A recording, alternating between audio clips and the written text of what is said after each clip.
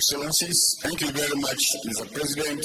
My name is Senator Abdul Ningi, and I'm a senator in the Nigerian Parliament. Mr. President, let me most profoundly say I'm so proud of you. Your opening speech has actually made our days here. Mr. President recalled when you were in power, I was in the Senate, and of course, the Deputy Senate Leader. We had majority both in the House of Reps and in the Senate and in the subnationals. That means we had more governors, almost 22 to 21 governors, and almost 473 local governments out of 77 from Nigeria.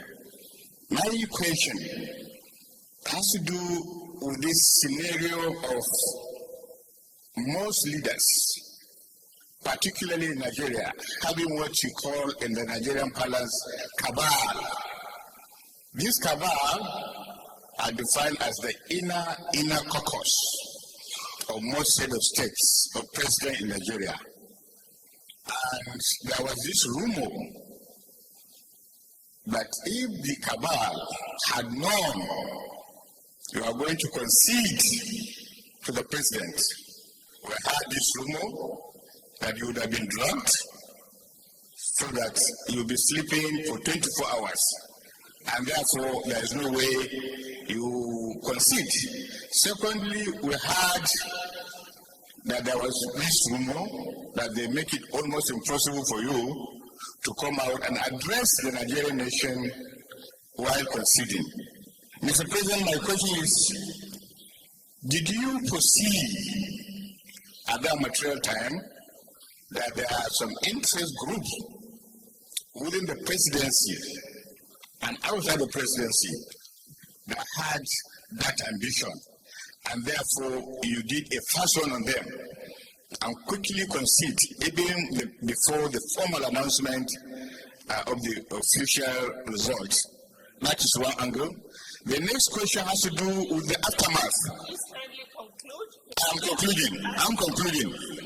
Mr. President, is there anything that still agitates your mind that you would have actually accomplished as a president, that day in, day out, we keep thinking about it? What specific things will you like share with the audience that you wish to accomplish but you did not? Thank you very much. Thank you, distinguished Senator Ningi. Luckily, we are in government at the same time. You are still there, but I've left.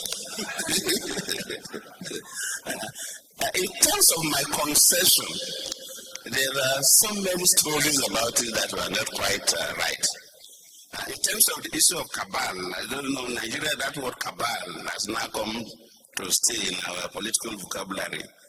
But there is nobody who will hold a very high office, even in the private sector, that don't have some key people around him. No matter how knowledgeable you are, you need people to sometimes give you certain suggestions, sometimes look at something differently.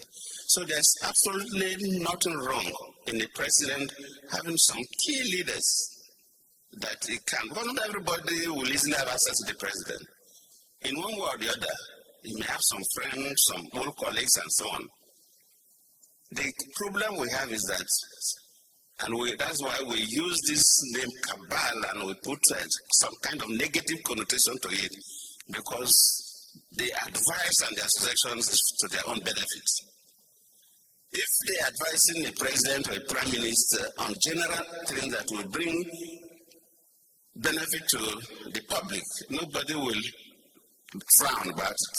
Why should the president have a cabinet of ministers? They are all cabal, because they meet in the executive council to conspire how they will run the country. Well, it's just a larger cabal. So, yes, so presidents have that. I don't really have a cabal by definition. But yes, some elders, some people senior to me who have been in government before me, who have seen it all, from time to time see me to make suggestions. And that is normal for everybody. I remember there was a time I was talking with the first military governor of the old River State, Kindieta Speak, who was a governor at the age of 24, as a military officer. I said that sometimes when he called some of his commissioners and direct them to do certain things, they will turn at him and say, my son, we will not do it this way. Yes. So you have those kind of who are senior to you that sometimes can help. So there is nothing wrong. And there is no cabal that confused me.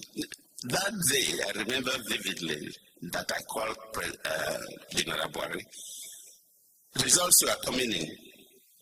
Then I witnessed the incident that happened at the National Election Center when Elder Rubebe, who was representing me, challenged Jiga, the chairman of the National Independent Electoral Commission.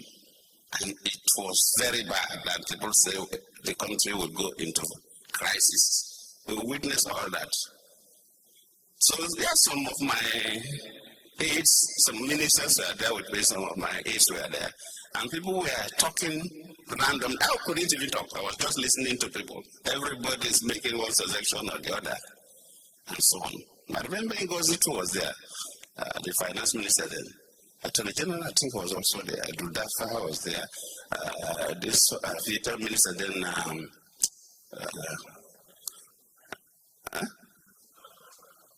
Shidoka. Shidoka was also there and so on. I listened to everybody who was talking. So at a point, I left them and entered to my study down. And I called the control to link me up with President Buhari then. I didn't even tell them. So they linked me up. Then I congratulated Buhari.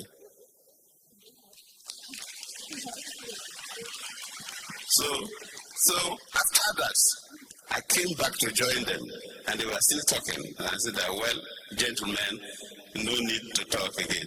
I congratulated Buhari. It's open. Then Chidoka, I said, President, have you done that? I said, yes. They said, can I tweet it? I said, go on and tweet it. So it was Chidoka that tweeted, and it went viral. So the stories of Cabal pushing left and right, I don't think it was quite correct. There was nothing like that. Then you ask whether there are certain things I would have loved to do, but I couldn't do. Yes, everybody. I was there for 5 years. So definitely you cannot exhaust what you would love to do for your country. But I don't need to lament over such issues. The people who have taken over will continue to run the country the way they see Nigeria. Will continue to look at them and make their own suggestions. I don't want to begin to lament over what I would have done differently or whatever. So thank you for